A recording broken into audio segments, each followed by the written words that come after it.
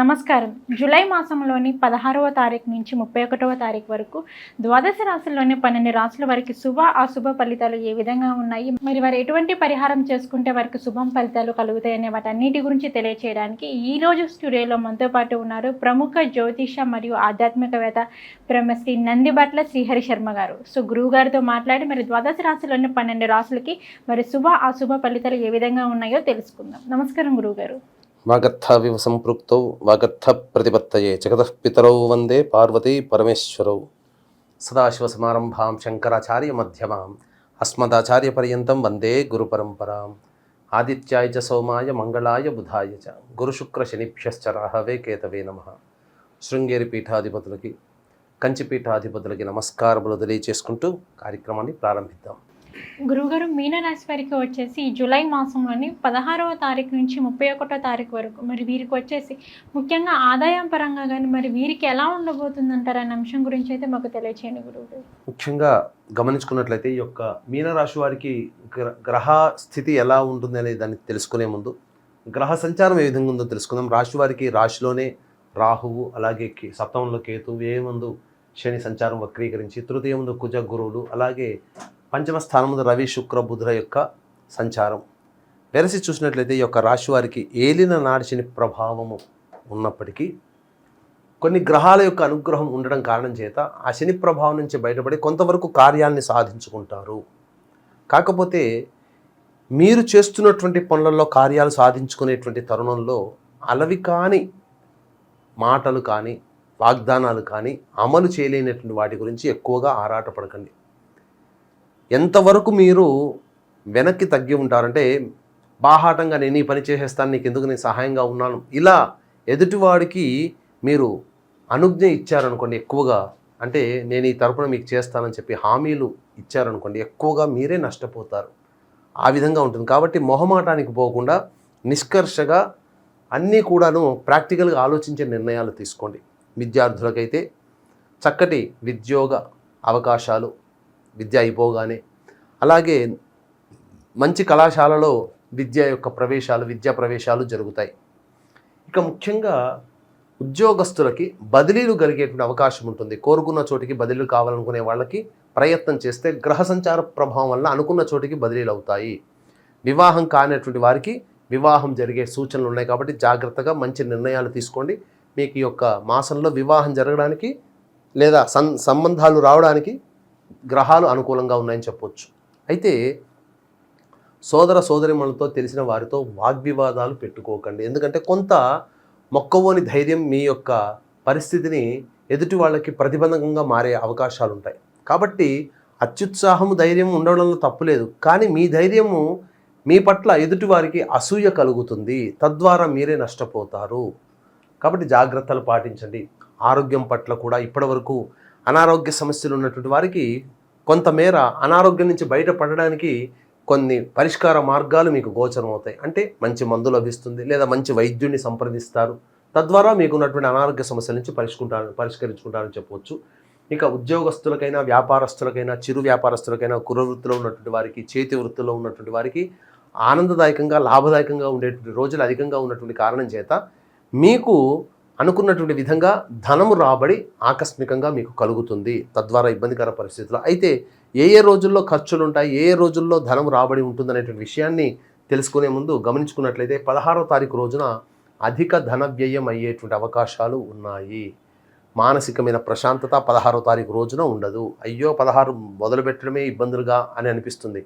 కానీ ప్రధానమైన నిర్ణయాలు తీసుకోకుండా ఖర్చులు అనేటువంటివి చాలా మటుకు తగ్గించుకుంటే 16వ తారీఖు మంచి రోజుగా మారుతుంది. ఇక 17, 18 తారీఖుల్లో సంతానంతో విరోధాలు వచ్చే అవకాశం ఉంటాయి. లేదా సంతానం వలన చిక్కులు, సమస్యలు కానీ, సంతానం వలన ఖర్చులు పెరగడం కానీ 17, 18వ తారీఖు రోజున ఉంటాయని చెప్పవచ్చు. ఇక 19, 20, 21 తారీఖుల్లో ఉద్యోగస్తులకి చక్కటి స్థితిగతులు కనబడుతున్నాయి. ఉద్యోగస్తులకి మంచి ఆదాయం కనబడుతుంది. అలాగే వ్యాపారస్తులకైనా ఆదాయం మార్గాలు చాలా చక్కగా ఉంటాయి. ఏదైనా కానీ మీ యొక్క పేరు ప్రఖ్యాతులు ఈ 19, 20, 21 తారీఖుల్లో ఎక్కువగా వ్యాప్తిలోకి వస్తాయని చెప్పవచ్చు. ఇక 22, 23వ తారీఖుల్లో మీకు ఊహించని విధంగా అన్ని రకాలుగా సహాయ సహకారాలు అన్ని వైపుల నుంచి అందడము, తద్వారా ధన ప్రవాహము మీకు అధికంగా ఉండడము, ఈ కారణం చేత లోటు లేని జీవితాన్ని 19, 20, 21, 22, 23 తారీఖుల్లో గడుపుతారు. ఇక 24, 25 తారీఖుల్లో మాత్రం ఖర్చులు అధికంగా ఉన్నాయి కాబట్టి ఆ 24, 25 తారీఖుల్లో మీరు కొత్తగా ఖర్చులు ప్లాన్ చేసుకోకండి. ఎందుకంటే ఆ రోజుల్లో ఖర్చులు చూపిస్తున్నాయి. కొత్తగా ప్లాన్ చేసుకున్న ఖర్చులు తోడై మీకు ఇబ్బడి ముబ్బడిగా ఖర్చులు అధికంగా ఉండి మానసిక ఒత్తిడికి గురవుతారు. ప్రశాంతత లేని జీవితాన్ని గడుపుతారు. నిద్ర పట్టని రోజులు 24, 25 తారీఖులుగా చెప్పవచ్చు. ఇక 26, 27 తారీఖుల్లో మీకు ధనప్రాప్తి కలుగుతుంది. మానసికంగా ఉల్లాసంగా సంతోషంగా గడుపుతారని చెప్పవచ్చు. ఇక 28, 29 తారీఖుల్లో కుటుంబ సభ్యులతో వాగ్వివాదాలు చోటు చేసుకోకపోవడమే చాలా మంచిదనేటువంటి విషయాన్ని మీరు గమనించుకోవాలి. ముఖ్యంగా మీ యొక్క వాక్కుని ఎంత అదుపులో ఉంచుకుంటే అంత మీకు మంచి జరుగుతుందని చెప్పవచ్చు. ఇక ప్రధానంగా కంటికి సంబంధించినటువంటి ఇబ్బందికర పరిస్థితులు ఎదురయ్యే అవకాశాలు ఉంటాయి. 30, 31 తారీఖుల్లో మాత్రం మీరు ఊహించినటువంటి మేర కంటే కూడా ఆకస్మిక ధనప్రాప్తి మీకు లభిస్తుంది. ఇతరుల నుంచి రావాల్సినటువంటి రాని బాకీలు మీకు వసూలు అవుతాయి. లోన్స్కి సంబంధించింది కావచ్చు, లేకపోతే మీరు ఎవరి దగ్గరైనా అప్పు కావాలనుకుంటే ఆ లోన్స్కి సంబంధించి కానీ అప్పుకు సంబంధించినటువంటి వార్త మీకు రావడం, తద్వారా మీకు కొన్ని కష్టాలు తీరడానికి మీకు ఆదాయం లోన్స్ రూపంలో మీకు కలగడం అనేది జరుగుతుంది. అయితే ఇక్కడ గమనించుకున్నట్లయితే ప్రధానంగా 16 నుంచి 31 తారీఖు వరకు 19, 20, 21, 22, 23, 26, 27, 30, 31 వెరసి 9 రోజుల పాటు ఆనందదాయకంగా ఉండేటువంటి పరిస్థితులు.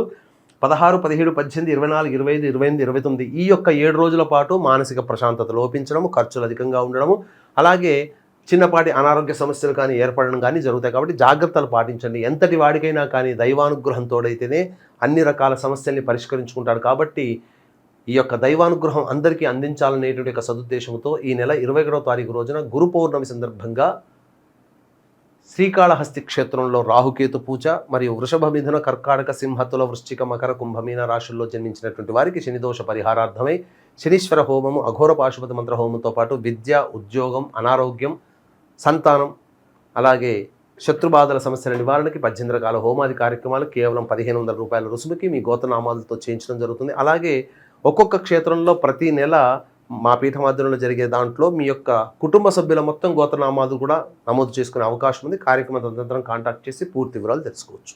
ఓకే గురుగారు, మీనరాశి వారికి వచ్చేసి జూలై మాసంలోని 16 నుంచి 31వ తారీఖు లోపు మరి వీరికి ఎటువంటి సమస్యలు ఉన్నా కానీ మరి దానికి ఎటువంటి పరిహారం చేసుకుంటే వీరికి బాగుంటుంది అంటారు? మీరు సమస్యలు అనేటువంటివి వచ్చినప్పుడు ఈ యొక్క మీనరాశిలో జన్మించినటువంటి వారికి రావి చెట్టు, శివాలయం, నవగ్రహాలు ఈ 3 ఉన్న దేవాలయాలు అయితే మంచిది. లేకపోతే నవగ్రహాలు, శివాలయం ఉన్న దేవాలయం ఉన్న మంచిది.